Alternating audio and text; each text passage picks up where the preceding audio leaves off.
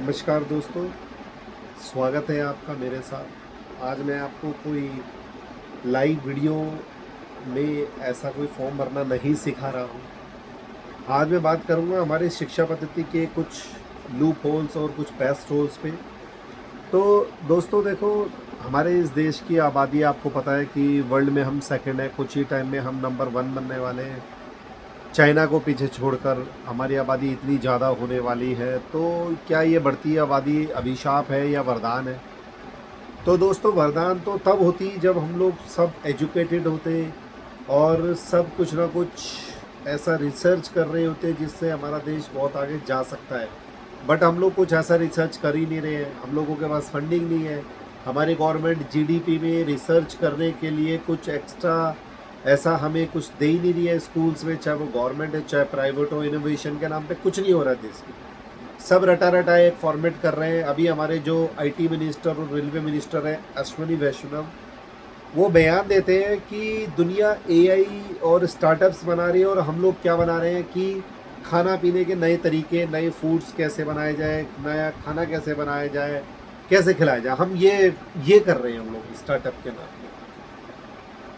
तो उनकी बात से मैं एग्री हूँ। अब हम लोग इतना पीछे क्यों है, उसका जो जरूरी ज्ञान है ना, उसको देने में गवर्नमेंट ही पीछे रह गई है। गवर्नमेंट अगर उसको बड़े स्केल पर प्राइवेट कॉलेजेस स्कूल तक अगर वो चीज़ें नहीं पहुंचाएगी तो वो हम तक कैसे पहुंचेगी दोस्तों? क्या हर व्यक्ति मोबाइल देखता है? क्या हर व्यक्ति तक मोबाइल में देखने वाली वो वीडियो पहुंच पाती है जो उसको वो देखनी चाहिए? और क्या अगर वो देख भी लेता है तो क्या उससे वो वैसा सीख सकता है? क्या वो वीडियो ट्रस्टी है? क्या उसमें पैसा लगा के अगर वो वीडियो के थ्रू अगर कोई सामान मंगा के हम लोग उस पर रिसर्च कर भी ले और अगर हम उस पर काम कर भी ले तो क्या वो ट्रस्टी है? नहीं है ना दोस्तों। तो गवर्नमेंट को इसके ऊपर काम करना पड़ेगा। और पेपरों के नाम पे तो आप देख ही रहे हैं क्या हो रहा है, बच्चे री एग्ज़ाम, पेपर लीक्स और कुछ तो ऐसे हैं कि जो पेपर लीक हो रहे हैं बट वो नज़र भी नहीं आ रहे। और ये उन लोगों को पता है जो बच्चे लगातार तैयारी कर रहे हैं कई सालों से, और उनके पीछे वाला बच्चा जो थोड़ा कम नंबर वाला वो लग जाता है किसी सोर्स के थ्रू, और जो बच्चा एलिजिबल है और जिसके ज़्यादा मार्क्स है वो बैठा हुआ है और कई साल से बैठा हुआ और शायद आज बैठ के अपना करियर भी ख़त्म कर चुका है। आज वो शायद कहीं फ्लिपकार्ट, जोमेटो में या ओला उबर में नौकरी कर रहा है, या कहीं प्राइवेट ट्यूटर बना हुआ है, या कहीं एक साधारण सी ज़िंदगी जी रहा है जो शायद बहुत आज टॉपर हो सकता था। तो जब स्कूलों में आप फंडिंग ही नहीं दोगे, स्कूलों में एक्सपेरिमेंट के नाम पे साइंस लैब नहीं है, रिसर्च लैब नहीं है, और ये जो हमारे देश में अब्दुल कलाम, होमी भाभीर जाग जो होमी जहांगीर भाभा जैसे लोग बहुत कम निकलते दोस्तों। ये तो कम निकलते इसलिए हम लोग बड़े पीछे रह गए हर चीज़ों में। बट फिर भी थैंक गॉड आज की गवर्नमेंट का जो हमारे और आज के मोदी साहब का जो प्रधानमंत्री हैं जो टेक्नोलॉजी में बड़ा बिलीव करते हैं और हर चीज़ को टेक्नोलॉजी की तरफ ले जाना चाहते हैं ताकि हम लोग जल्दी से आगे ग्रो करें। तो दोस्तों, चर्चा करते हैं इन सब चीज़ों के ऊपर।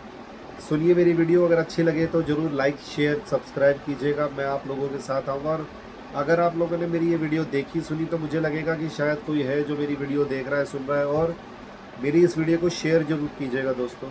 ठीक है, मेरे चैनल का नाम है @डिजिटल सेवा हेमंत, जो कि नीचे स्क्रीन पे आप लोगों को दिख जाएगा। तो दोस्तों, अभी नीट का री एग्ज़ाम होना है 21 जून 2026 को। पहला पेपर लीक हो गया और उसकी वजह से बहुत सारे बच्चों ने सुसाइड कर लिया दोस्तों। बहुत बैड फीलिंग आ रही है मुझे जब मैंने ये खबर सुनी कि बच्चे सुसाइड कर रहे हैं। आप समझिए, एज ए पेरेंट मैं समझता हूँ कि हम लोग कैसे बच्चों को मतलब पालते हैं, पोसते हैं, कैसे उनके लिए प्लानिंग्स करते हैं, स्कूल आना जाना, और बच्चों के ऊपर मेहनत कर रहे हैं बच्चे। अगर हम चाहते हैं बच्चे डॉक्टर बने तो छठी सातवीं से उनके मन में ये चीज़ें हमने डाली है। उनके ऊपर लाखों रुपया खर्च कर रहा है, कोई मकान बेच रहा है, कोई कर्जा ले रहा है, कोई हस्बैंड वाइफ दोनों जॉब कर रहे हैं कि बच्चा पढ़ ले, अच्छा बन जाए। स्कूल अच्छे से अच्छा दे रहे हैं उसको हम लोग, कोचिंग अच्छे से अच्छा दे रहे हैं, बच्चे का रोज़ का आना है, जाना है, खाना है, पीना है, और टेंशन से दूर रखने के लिए भी स्ट्रेस फ्री के सेशंस, काउंसलर्स के पास सेशंस, बच्चे को घुमा रहे फिरा रहे हैं। मतलब बहुत कुछ, बच्चा ही नहीं पढ़ रहा है, इसके माँ बाप भी साथ में उन चीज़ों के साथ स्ट्रगल कर रहे हैं। तो दोस्तों, ये जो पेपर है, पहले बात तो उन एस्पिरेंट्स को मैं बहुत बधाई देना चाहूँगा जो ये पेपर कर रहे हैं। तो तुम बच्चों स्ट्रेस फ्री हो के आप पेपर दीजिए, रिजल्ट चाहे जो भी हो, भगवान ने जरूर कुछ अच्छा सोच रखा है। पास हो ना हो, ये एक पेपर है, अच्छा वक्त जरूर आएगा। आप लोग ज़रूर पास करेंगे, मैक्सिमम से मैक्सिमम बच्चे पेपर पास करेंगे, और जो नहीं कर पाए हैं या जो नहीं कर पाए उनके लिए फिर दोबारा अगले साल फिर पेपर दीजिएगा। और नहीं तो हो सकता है आपके पास कोई रिसर्च की लाइन खुल जाए, आप लोगों को समझ में आ जाए कि साइंस करने के बाद आप एआई, रोबोटिक्स, मशीन लर्निंग और जो हमारे स्पेस साइंस है और सोलर सिस्टम है, इनके ऊपर भी रिसर्च कर सकते हो आप। ये एरोप्लेन, एरोनॉटिकल इंजीनियरिंग होती है, नेवल इंजीनियरिंग होती है, सबमरीन इंजीनियरिंग होती है, डिफेंस इंजीनियरिंग होती है, ठीक है। और ये सब कर सकते हो आप लोग। हम लोग अपने हथियार मैक्सिमम दूसरे देशों से खरीद रहे हैं, टेक्नोलॉजी के लिए हम दूसरे देशों पर डिपेंड हैं। हम स्टील्थ प्लेन दूसरों से ही खरीदेंगे, और अभी तो फ़िलहाल खरीद भी नहीं पाएंगे क्योंकि उसकी टेक्नोलॉजी कोई देश हमें देने को तैयार नहीं है। और चाइना इसके ऊपर काम कर रहा है, तो चाइना तो आप लोग जानते ही हैं टेक्नोलॉजी में कितना आगे वो निकल चुका है। देखिए दोस्तों, जब कोई दूसरी कंट्री जो हमसे बहुत ज़्यादा वेल डेवलप्ड होती है वो हमें सहयोग करती है, तब हम शायद थोड़ा आगे बढ़ जाए। इन चीज़ों में अमेरिका ने, जो कि नंबर 1 है हर चीज़ों में, हमारा जो साथ है वो उस समय पर नहीं दिया जिस समय उसने चाइना का दिया। हमारे देश में उसकी आज तक जो इन्वेस्टमेंट है या जो उसने लगा रखा वो $1 बिलियन है, और चाइना में उसने 23 बिलियन डॉलर इन्वेस्टमेंट कर रखा है दोस्तों। तो फॉरेन करेंसी जब वहाँ आ गई तो उन लोगों का रेल, पुल, होटल, हवाई अड्डे, स्कूल, कॉलेजेस, कैंपस सब सुधर गया दोस्तों। हमारे यहाँ पर दोस्तों लोकतांत्रिक सरकार है, तो इस वजह से फैसले लेने में बड़ी देरी भी हुई है, क्योंकि यहाँ पर पब्लिक बिजनेस के हित को रखते हुए हमें फैसले लेने पड़ते हैं। पर वहाँ एक तानाशाही सरकार, विपक्ष है नहीं, सरकार जो फैसले ले रही थी उसमें अकेले वो इन्वॉल्व थी, और वो बहुत जल्दी से फटाफट फैसले ले रही थी। हमारे देश में जो राष्ट्रीयकरण हुआ वो 1992 में हुआ है, 1992 में, 1992 में डॉक्टर मनमोहन सिंह और प्रधानमंत्री हमारे उस समय के नरसिम्हा राव, पीवी नरसिम्हा राव ने ये फैसला लिया, तब जाके देश आज इस टेक्नोलॉजी पे, ग्लोबलाइजेशन के दौर पे चला। वरना उससे पहले तो आपको पता ही है कि सोना भी हमें गिरवी रखना पड़ा था पैसे लेने के लिए। चाइना ने अमेरिका के ऊपर ये मेहरबानी इसलिए करी है क्योंकि इंडिया सोवियत संघ के पास, उसके नज़दीक था, रशिया के नज़दीक था। 1991 के बाद थोड़ा सा जब ये सोवियत संघ टूटा, रशिया अकेला उसमें से एक मेजर प्लेयर बन के निकला। इंडिया को हमेशा से America Soviet second world war के बाद, शीत युद्ध के बाद उनका करीबी मानता है। इसलिए अमेरिका ने हमारे यहाँ इन्वेस्टमेंट नहीं किया, चाइना में किया, क्योंकि उसे वहाँ सस्ता मानव श्रम दिखा, तो उसने वहाँ इन्वेस्टमेंट किया। और आज चाइना को आप लोग देख रहे हैं टेक्नोलॉजी में इतना आ गया कि शायद कुछ दिनों में वो अमेरिका को भी पीछे छोड़ देगा, और अमेरिका को इस बात का डर भी है। अमेरिका इसलिए इंडिया के साथ मिलकर प्लानिंग करता रहता है कि चाइना को कैसे घेरे, कैसे घेरे, कैसे घेरे। पर दोस्तों ये एक ट्रू फैक्ट है, चाइना हमसे बहुत ज़्यादा आगे चल रहा है, बहुत ज़्यादा आगे सोच रहा है। आप लोग बहुत सारे इन्फ्लुएंसर्स, वीडियो ब्लॉगर्स वहाँ से जब रील डालते हैं और पोस्ट करते हैं तो आप लोगों को उसमें दिखता ही होगा चाइना की टेक्नोलॉजी, चाइना का है दिमाग। और आजकल वैसे भी हर घर में मेड इन चाइना के प्रोडक्ट्स इतने ज़्यादा, अमेरिका में खुद वहाँ पर मेड इन चाइना के प्रोडक्ट्स बिक रहे हैं। अमेरिकन कंपनियाँ परेशान है, करे क्या, हर घर के अंदर वहाँ मेड इन चाइना प्रोडक्ट है। तो दोस्तों ये कुछ सालों में नहीं हुआ है, इसके पीछे चाइना ने बहुत सारी इन्वेस्टमेंट, बहुत सारा रिसर्च के ऊपर काम किया है, उसके ऊपर बजट दिया है गवर्नमेंट ने, स्कूलों को, प्राइवेट कॉलेजेस को, इंजीनियर्स को जो आफ्टर 12th कर रहे हैं, ग्रेजुएशंस कर रहे हैं, रिसर्च कर रहे हैं, स्कॉलरशिप्स कर रहे हैं। बट हमारे यहाँ पर ये बहुत कम है। अभी गवर्नमेंट इन चीज़ों के ऊपर पैसा खर्च कम कर रही है क्योंकि गवर्नमेंट के पास पैसा ही कम है। तो गवर्नमेंट को बहुत सारा इस देश के अंदर भूखे लोगों का पेट भरना है, अन्न प्रोवाइड कराना है, हरित क्रांतियाँ करनी है। और ये जो कोरोना जैसा दौर आया, जो उसने सब कंट्रीज़ को पीछे खींच दिया, इसके बाद रूस यूक्रेन का युद्ध, और फिर अब अमेरिका ईरान का युद्ध, इन चीज़ों की वजह से पूरे वर्ल्ड में महंगाई बढ़ी। सब्सिडीज़ जो लोगों को मिल रही थी गवर्नमेंट की तरफ से, इवन मैं भी उनमें से हूँ जो गवर्नमेंट की सब्सिडी का लाभ लेता है, चाहे वो बिजली हो, चाहे पानी हो, चाहे वो स्कूल एजुकेशन हो, चाहे वो टैक्सेस में रिबेट हो, बहुत सारी चीज़ें हैं दोस्तों। तो गवर्नमेंट का ध्यान इन तरफ था कि हमारे लोगों को ज़्यादा दुख ना हो, हमारे लोग आराम से जिए। तो इन चीज़ों ने हमारे इंडिया को थोड़ा सा पीछे कर दिया। पर ये भी एक वो अलग टाइम है, हम लोग आपदा में अवसर ढूंढ लेते हैं। मेक इन इंडिया जैसे प्रोजेक्ट, डिजिटल इंडिया जैसे प्रोजेक्ट और आधार की वजह से जो देश में भ्रष्टाचार कम हुआ है सरकार की नज़रों में, मैन टू मैन पैसा, बैंक टू बैंक पैसा जा रहा है। यूपीआई जिसने पूरे वर्ल्ड में तहलका मचा दिया, यूपीआई और आधार जो दो चीज़ें, इनको पूरा कंट्री, पूरे वर्ल्ड हमारे को सुनते हैं इन चीज़ों के ऊपर, क्योंकि ये हमने बहुत ही एक डिजिटली मतलब ट्रांसपेरेंसी कर दी और बहुत सारी कंट्रीज हमसे रुपए के ऊपर और आधार के ऊपर कॉन्टैक्ट कर रही हैं। बहुत सारी कंट्रीज़ ने रुपए अपने यहाँ चलाना शुरू भी कर दिया, यूपीआई चलाना शुरू भी कर दिया। मालदीव उनमें से एक है, ब्रिटेन उनमें से एक है, सिंगापुर से बात चल रही है, नेपाल ने इशू कर दिया है। नेपाल के बहुत सारे लोग यहाँ रहते हैं, यहाँ के लोग बहुत सारे नेपाल रहते हैं, उनको पैसा लेने देने में आसानी अब इससे बहुत ज़्यादा हो जाएगी यूपीआई से। तो दोस्तों बहुत सारी चीज़ें हैं टेक्नोलॉजी के ऊपर और सबसे मेन है हम लोगों की पढ़ाई, शिक्षा। बहुत सारे फॉर्म्स निकलते हैं दोस्तों।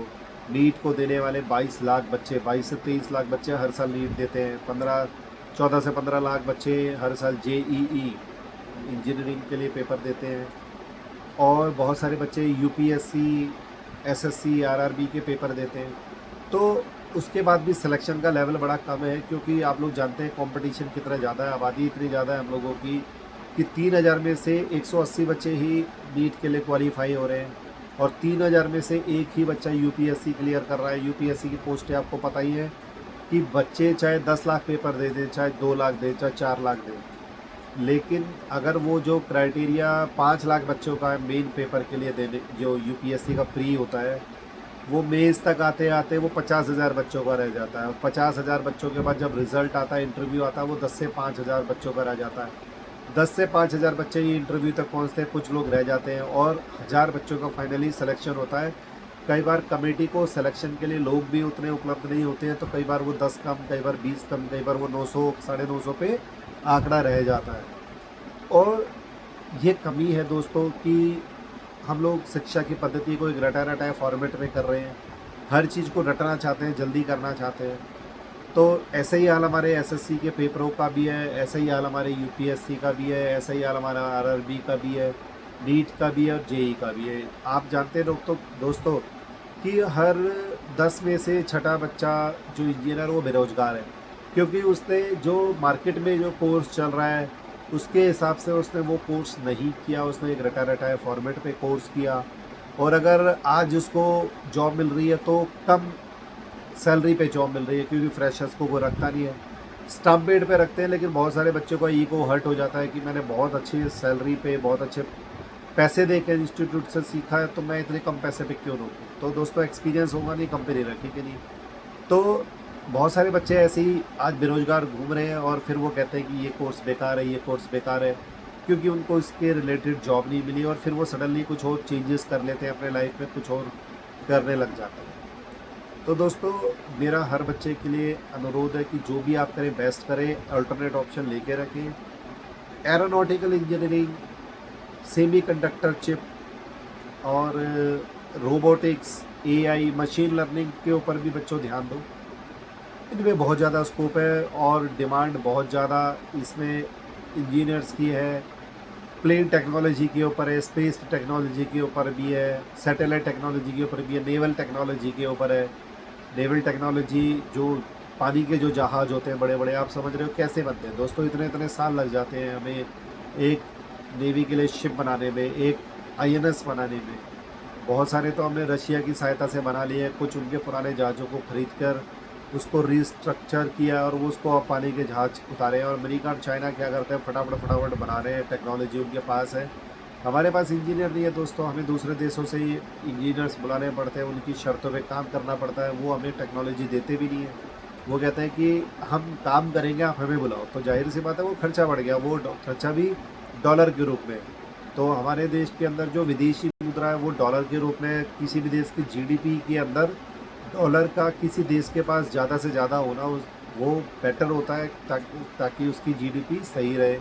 सोना भी उनमें से एक है दोस्तों। तो अब जब हमारे पास बच्चे ही नहीं है, बच्चों ने कोर्स ही नहीं किया, तो ये जहाज़ बनाएगा, जाहिर सी बात है बाहर के बच्चे आएंगे, बाहर के इंजीनियर्स आएंगे।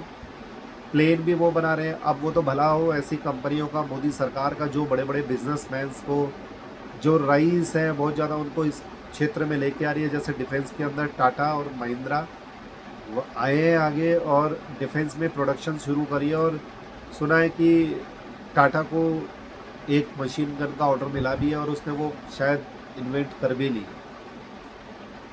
अब सेमी कंडक्टर चिप का जो फैक्ट्री जो इंडिया के अंदर पहली लग रही है वो पहले महाराष्ट्र में लग रही थी, पर किसी पॉलिटिकल इश्यूज़ की वजह से वो वहाँ सेटअप नहीं हो पाया, तो मोदी जी उसको गुजरात लेके गए और गुजरात में वो प्लांट लग चुका है टाटा की सहायता से। तो अब वो सेमी कंडक्टर के अंदर भी मोदी जी चाहते हैं, हमारा देश भी चाहता है कि हम लोग आगे बढ़े, दूसरों के ऊपर डिपेंड ना रहे। क्या पता कल को कोई मूव मोड़ ले, क्योंकि आजकल जो युद्ध का माहौल है ना दोस्तों, इसमें देशों की एक दूसरे पर निर्भरता घटी है। खाड़ी देश पहले सोचते थे कि अमेरिका हमारी रक्षा करेगा अगर किसी ने भी हमला किया, पर उसने देख लिया कि जब ईरान ने हमला किया तो अमेरिका भी नहीं रोक पाया उनको। तो आजकल हर देश अपने लिए खुद से टेक्नोलॉजी इन्वेंट कर रहा है, खुद से इन्वेस्ट कर रहा है उन चीज़ों के ऊपर, ताकि टेक्नोलॉजी नहीं आए। और नई टेक्नोलॉजी के लिए इंजीनियर्स चाहिए, इंजीनियरों को पढ़ाई करनी पड़ेगी। तो दोस्त बच्चों, आप बेस्ट से बेस्ट कोर्स चुनो जो फ्यूचर से रिलेटेड हो। कॉमन बीए, एमए, 12 तो हर कोई कर रहा है और इसकी कोई वैल्यू नहीं है और जॉब भी इसके लिए आप कुछ सालों बाद एज ए लेबर कहीं ओला, उबर और जोमेटो, स्विगी में कहीं डिलीवरी आई कर रहे होंगे। इनकी जॉब धीरे धीरे एआई खा जाएगा, क्योंकि ये सब जॉब है, ये सब काम तो वो भी कर लेगा। तो बेटर है कि आप लोग टेक्नोलॉजी से जुड़े रहें, नई नई चीज़ें सीखें, स्लो कर लें लेकिन बट उनसे जुड़ाव करें। नहीं तो जैसे नोकिया फ़ोन था हर किसी के हाथ में, और जब टेक्नोलॉजी आई तो नोकिया आज कहीं गायब ही हो गया, उसे कोई नहीं पूछ रहा है। तो आपके साथ भी ऐसा ना हो, वक्त के साथ बदलिए, नहीं तो वक्त आपको बदल देगा। तो बच्चों, जो नए नए कोर्सेज़ हैं वो आप मेरे से कांटेक्ट में रहिएगा, और बहुत सारी चीज़ें हो सकता है मेरे इस वीडियो के बाद आप लोग करने भी लग जाएं। पेट्रोकेमिकल इंजीनियरिंग है, एआई है, रोबोटिक्स है, सेमी कंडक्टर है, कंप्यूटर साइंस इंजीनियरिंग है, कोडिंग है, एआई, मशीन लर्निंग्स के बहुत सारे तो टूल्स आ गए, इस पर काम हो रहा है। और सबमरीन्स, हमारी ये जो एरोप्लेन टेक्नोलॉजी है, मिसाइल्स टेक्नोलॉजी है, स्पेस टेक्नोलॉजी है। और आप देख रहे हैं आज नासा कहाँ पहुँचा हुआ है, नासा इंजीनियर्स के दम पे पहुँचा हुआ है, और उसमें मुझे लगता है आधे से ज़्यादा तो इंडियंस नासा के अंदर काम कर रहे हैं, और वो कभी कभी रिपोर्ट्स भी उनके बाहर आती है। हमारे जो दिमाग का नमूना है ना, आप सुंदर पिचाई, सत्य नाडेला, इंदिरा नूई जैसे लोगों को जानते हैं? शायद हो सकता है बहुत से लोग नहीं जानते। आज ये लोग टॉप की कंपनीज़ के सीईओ हैं दोस्तों। बहुत सारी कंपनियां तो इन्होंने शुरू भी की है। अभी आज हाल में एक खबर मुझे मिली थी कि एक हमारा इंडियन जो न्यूयॉर्क के अंदर ही पैदा हुआ है, उसकी कंपनी को, एलॉन मस्क की कंपनी ने एआई का वो सॉफ्टवेयर आना था, एआई की कोडिंग बनाता है, समीर संगल कुछ ऐसी नाम है उसका, समीर संगल। 5.67 बिलियन डॉलर में वो उसकी कंपनी को एलॉन मस्क की कंपनी ने जो है ख़रीद लिया है। और वो कंपनी बेसिकली काम क्या करती है, वो कोडिंग्स करती है, कोडिंग की प्रॉब्लम को सॉल्व करती है। तो वो 4 उन फाउंडर्स में से था जिसका उस कंपनी में पैसा लगा हुआ है। तो 5.67 बिलियन डॉलर उसको मिले, और वो देखिए एक ही झटके में वो अमीरों की सूची में आ गया। ये अभी लेटेस्ट खबर है दोस्तों। देखो, करने वाले के लिए कोई प्रॉब्लम नहीं है, हम सिर्फ एक बहाना मारते हैं कि हमसे हो नहीं पाएगा, हमारे पास टाइम नहीं है, पर टाइम देना पड़ता है, रिसर्च के क्षेत्र में टाइम देना पड़ता है। अब आप सोचिए उन इंजीनियर्स को, उन साइंटिस्ट को जो कोरोना की वैक्सीन बना रहे थे। आज भी दोस्तों एड्स का टीका बनने के लिए इंजीनियर्स लगे हुए हैं, वैज्ञानिक लगे हुए हैं, और देखो कब से एड्स की बीमारी का पता लग गया और आज तक उसका टीका नहीं बन पाया। तो क्या वो भी हार मान के छोड़ देते? लेकिन लगे हुए ना वो लोग भी, कैंसर का टीका और ब्लड कैंसर का टीका और ब्लड कैंसर की दवाएं लगे हुए ना लोग, इंजीनियर आज भी। और उम्मीद है कि एक दिन वो साइंटिस्ट उस पर काम पूरा कर लेंगे। कोई ना कोई नई बीमारी आ जाती है तो उसके लिए साइंटिस्ट, इंजीनियर्स लगे हुए हैं दोस्तों, काम हो रहा है। आप लोगों को सब्र करना पड़ेगा। रिसर्च के क्षेत्र में बहुत मेहनत लगती है, बहुत समय देना पड़ता है, पेशेंस से काम होता है, और असफल तो आप हो गए हो। आपको पता ही है कि जो थॉमस एडिसन ने जो बल्ब बनाया था, वो कहते हैं कि 1000 बार वो फेल हुआ था, तब उसके बाद जाके बल्ब बना था। तो लोग कहते हैं कि 1000 बार फेल हुआ था, तो वो 1000 बार उसको आप फेल कहोगे कि या 1000 बार कहोगे कि उसने एक्सपेरिमेंट किया था? अगर वो नहीं करता तो शायद आज बल्ब का आविष्कार इतनी जल्दी नहीं हुआ होता जितनी जल्दी उसने किया। तो दोस्तों फेल होना तो एक मतलब समझिए कि अगर आप फेल हो रहे हैं ना तो आप सही रास्ते पे जा रहे हैं, क्योंकि सही रास्ते पे जाने वाला ही फेल होता है। जिसने रास्ता शुरू ही नहीं किया वो कभी फेल ही नहीं होता, जिसने चलना ही शुरू नहीं किया वो कभी मंजिल तक पहुंचेगा ही नहीं। तो जो चलने के लिए शुरू करेगा दोस्तों वो ही आगे पहुंचेगा।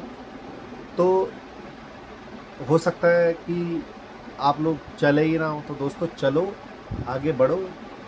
सब लोग आपके साथ हैं, आपके पेरेंट्स, आपके परिवार, और आप लोगों को पीछे खींचने वाले, ताने देने वाले बहुत मिलेंगे, बहुत मिलेंगे, क्योंकि हमारे यहाँ पर कभी कभी माहौल इस तरह का है, कभी कभी हमारा पड़ोस इस तरह का है, कभी कभी हमारे रिलेटिव्स इस तरह के कि वो हमारे को पीछे खींचते हैं। तो दोस्तों रुकना नहीं है, चलते रहना है। और जो मैंने आपको बताया कि हमारा देश तरक्की करने में आप जैसे युवा बच्चों का साथ चाहिए, और सिर्फ युवा ही नहीं, बड़े भी उनको गाइड करेंगे, छोटे भी गाइड करेंगे। देखो ज्ञान तो किसी के पास भी हो सकता है कभी कोई छोटा बच्चा बहुत अच्छी चीज़ें बोल जाए। आज इंटरनेट का ज़माना है, क्या पता कल को उसने क्या ऐसा कुछ सुन लिया हो, किसी का ब्लॉग पढ़ लिया हो, किसी की रीडिंग पढ़ ली हो। दोस्तों पढ़ना बिल्कुल मत छोड़ना। मैं आज भी जब भी कभी भी कुछ ज्ञान की बातें मिलती है, सीखती है, तो मैं हमेशा उसको पढ़ता रहता हूँ, देखता रहता हूँ। अखबार आज भी पढ़ता हूँ। आज अखबार आउटडेटेड हो चुका है, बच्चे अखबार पढ़ते नहीं है, लेकिन फिर भी मैं ऐप पे, ऑनलाइन में, रास्तों में, अखबारों में सब कुछ पढ़ता रहता हूँ। और बहुत सारी चीज़ें तो मैं आपको हो सकता है उसी की बता रहा हूँ। बहुत सारी चीज़ें मुझे पता लगी, जैसे कि मैंने आपको कहा कि मैंने आज ही सुना है, तो वो भी आज मैंने कहीं पढ़ा है आज के दिन। तो देखिए आप। और एक खबर और दोस्तों की, एलॉन मस्क ट्रिलेनियर बन गया, दुनिया का पहला ट्रिलेनियर बन गया। बिलेनियर बिलेनियर थे, लेकिन वो ट्रिलेनियर बन गया। उसके शेयर्स में इतना उछाल आया क्योंकि उसने नया अपनी कंपनी का जो स्टारलिंक का आईपीओ लॉन्च कर दिया। तो आईपीओ से वो तो ऑलरेडी इतना अमीर है, उसको ज़रूरत नहीं थी, बट उसको पैसा चाहिए था, क्योंकि वो स्पेस के क्षेत्र में वो कुछ नया करना चाह रहा है। उसको पैसा चाहिए, वो बड़े बड़े फॉल्कन रॉकेट्स और बनाना चाहता है, लोगों को चांद पे ले जाना चाहता है, मंगल पे बस्तियाँ बसाना चाहता है। तो उसको पैसे की बहुत ज़्यादा रिक्वायरमेंट है, और इसीलिए उसने अपना आईपीओ लॉन्च किया। और आईपीओ लॉन्च करने के बाद वो दुनिया का सबसे बड़ा आईपीओ हुआ है दोस्तों। 78,000 करोड़ रुपए का आईपीओ उसने लॉन्च किया, और उसका आईपीओ फटाफट बिक भी गया, क्योंकि सबको पता है वो बहुत दिमाग वाला आदमी है, वो कमा के भी दे देगा। तो एलॉन मस्क दुनिया का पहला ट्रिलियनियर बन गया, और कहा गया है कि वो जितना एक दिन में कमाता है, वो वारेन बफे, जो कि वो भी नंबर 1, नंबर 2, नंबर 3 पे आए थे, इतनी संपत्ति उनके पास थी, वो उससे भी 11% रोज़ ज़्यादा कमाता है एलॉन मस्क। दुनिया के सारे लोगों को अगर वो 10-10 हज़ार भी बाँट देगा, पूरी दुनिया की बात कर रहा हूँ दोस्तों, पूरी दुनिया की, पूरी दुनिया के हर एक आदमी को 10-10 हज़ार रुपये बाँट देगा ना, तब भी पैसा बच जाएगा। अकेले पाकिस्तान को भी 2 बार खरीद लेगा, इतना पैसा है उसके पास, तब भी उसके पास 23 लाख करोड़ रुपए बचेंगे। और अगर वो खरीदने पे आए ना, तो 178 देशों को वो अकेला ही खरीद सकता है, इतना पैसा है उसके पास। अगर कोई देश अपना बेचना चाहे और उसकी वैल्यू लगती है उसकी जीडीपी से, तो अगर वो उनको खरीदना चाहे ना, तो 178 कंट्रीज़ को वो खरीद सकता है, इतना पैसा कहाँ से आया? टेक्नोलॉजी। वो टेक्नोलॉजी में बहुत बिलीव करता है। आप लोगों ने देखा, वो जो बताता है जबकि मैं ऐसा करूँगा, तो लोग पहले मजाक बनाते हैं। जैसे कि 2002 में उसने बोला था कि मैं एक दिन कार ऐसी आएगी जो बैटरी से चलेगी, तब लोगों ने हंसा था। 2004 में उसने बोला था कि मैं लोगों को अंतरिक्ष में ले जाऊंगा, तब भी लोग हंसते थे, क्योंकि तब प्राइवेट कोई आना नहीं चाहता था, प्राइवेट कोई स्कोप था नहीं। प्लेन स्पेसशिप के बारे में सोचना बहुत ही अलग था, क्योंकि नासा इकलौता था फील्ड में। हर देश की सरकारी संस्थाएं थी, प्राइवेट थी नहीं। बट आज देख लो ना आप, स्टारलिंक दुनिया के बहुत सारों को चांद के शहर, मतलब स्पेस, पृथ्वी के बाहर स्पेस आ जाता है, जो पृथ्वी के अंदर ही है, लेकिन पृथ्वी की एक जो लाइन है ना, एक लेवल के बाद, मतलब वो कितने हज़ार किलोमीटर है वो आ जाए, उसके बाद पृथ्वी के वो वायुमंडल से जब बाहर चले जाते हैं ना, तो वहाँ पर स्पेस आ जाता है। तो वो स्पेस टच करा के लोगों को लेके आया हुआ है। और कई लोगों को, और 4 लोग ही एक बारी में जा सकते हैं, जिसकी टिकट भी कई करोड़ रुपए की टिकट है। और इसके लिए स्पेशल ट्रेनिंग होती है कि आप इतने ऊपर जा रहे हैं तो वज़न भारी हो जाता है, शरीर आपका कैसा बिहेव करेगा, कई दिनों तक आपको समस्या रह सकती है, मेंटली भी, फिज़िकली भी। और कई लोग तो इसमें बुजुर्ग भी गए, जिनके पास पैसा है वो गए। तो दोस्तों टेक्नोलॉजी ने उसको इतना अमीर बनाया है। और ये जो मैं सुंदर पिचाई सत्या नाडेला की बात कर रहा हूँ दोस्तों, ये भी टेक्नोलॉजी को जानने वाले हैं, इतने आगे तक तभी पहुँचे हैं। सत्या नाडेला आपको पता ही है, माइक्रोसॉफ्ट का सीईओ है। सुंदर पिचाई गूगल का सीईओ है। तो दोस्तों टेक्नोलॉजी का आप ध्यान दो, आप टेक्नोलॉजी को पकड़ो, टेक्नोलॉजी आपको कभी नहीं छोड़ेगी। कोडिंग पे ध्यान दो, नए नए सॉफ्टवेयर्स पे ध्यान दो, चीज़ें सीखो दोस्तों, आगे बढ़ो, हमारा देश आगे बढ़ेगा, आप आगे बढ़ोगे, हमारा देश आगे बढ़ेगा। क्या आप चाहते हो कि हमारा झंडा कभी झुक जाए? कभी नहीं चाहोगे ना किसी कंट्री के आगे। तो दोस्तों यही वक्त है, आप लोग सुधर जाओ, संभल जाओ, आसान कोई भी चीज़ मत करो, रिस्क लो, अपने आप को प्रूव करो, और हमारे देश को आगे ले जाने में आप लोगों का बहुत बड़ा योगदान है दोस्तों। आसान चीज़ें मत करो बिल्कुल भी, आसान चीज़ें उन लोगों के लिए छोड़ दो जो कम पढ़े लिखे हैं दोस्तों। रिस्क लो, आप लोग रिसर्च के क्षेत्र में जाओ और अच्छी पढ़ाई करो, इतनी अच्छी पढ़ाई करो कि आपको स्कॉलरशिप्स मिले, उन स्कॉलरशिप्स के पैसों से आप रिसर्च करो। हमारे देश की प्रतिभा देश के अंदर ही रहनी चाहिए दोस्तों। और भ्रष्टाचार तो देखो हर कंट्रीज़ में होता है, इससे निराश मत हो, इससे सिस्टम से लड़ो, लड़ते हुए आगे बढ़ना है आपको। आसान चीज़ें तो दोस्तों कोई भी कर लेगा, पर आपको आसान नहीं करना है। ये वक्त है आपका, एक समय के बाद तो सबको रिलैक्स करना है। तो दोस्तों रिस्क लो, आगे बढ़ो, नई नई चीज़ों पे ध्यान दो, और जितना ज़्यादा हो सके। और हो सकता है आप लोगों को अब आप कहो कि हम किससे पूछें, कौन हमें बताएगा? तो दोस्तों गूगल बताएगा आपको, एआई बताएगा आपको। सर्च करो आप, ये नौकर है आपके, आप इनको कुछ भी बोलोगे ये तुरंत आपको रिजल्ट देते हैं। आप इनको कुछ भी बोलो, मुझे ये चाहिए वो चाहिए, या सब कुछ आपको रिजल्ट ऑन द स्क्रीन देंगे। आपको बाकायदा बताएंगे भी कि कौन सा इंस्टीट्यूट बेस्ट है, कौन सी चीज़ हो सकती है। तो दोस्तों टेक्नोलॉजी के लिए टेक्नोलॉजी का सहारा लो, आगे बढ़ो, हमारे देश को प्राउड फील कराओ। और हो सकता है मेरी एक वीडियो से देख के अगर किसी का भी मन बदल जाए, तो मेरी ये वीडियो आप उन सब लोगों के लिए है दोस्तों। उम्मीद करता हूँ कि आप लोगों को ये वीडियो अच्छी लगी होगी। मेरा आप लोग इस वीडियो पे शेयर ज़रूर कीजिएगा, इस पे कमेंट ज़रूर कीजिएगा, मुझे बताइएगा कि ये वीडियो आप लोगों को कैसी लगी, ताकि मैं भी मोटिवेट हूँ और आप लोगों के लिए अपनी रिसर्च करूँ, अगली वीडियो लेके आऊँ और बहुत सारे फैक्ट्स आप लोगों को बताऊँ, जैसे मैंने अभी आप लोगों को बताए थे। बहुत सारे मेरे पास विचार हैं, बहुत सारी चीज़ें हैं, बहुत सारी चीज़ें मैं बताना चाहता हूँ, पर ऑलरेडी मैं काफ़ी कुछ यहाँ बता चुका हूँ। तो नेक्स्ट वीडियो में मिलेंगे दोस्तों। मेरे को ज़रूर आप बताइएगा कमेंट करके कि ये वीडियो आप लोगों को कैसी लगी टेक्नोलॉजी के ऊपर और हमारे इस कंट्री के एजुकेशन के ऊपर, जो मैंने चीज़ें आप लोगों को बताई। नमस्कार।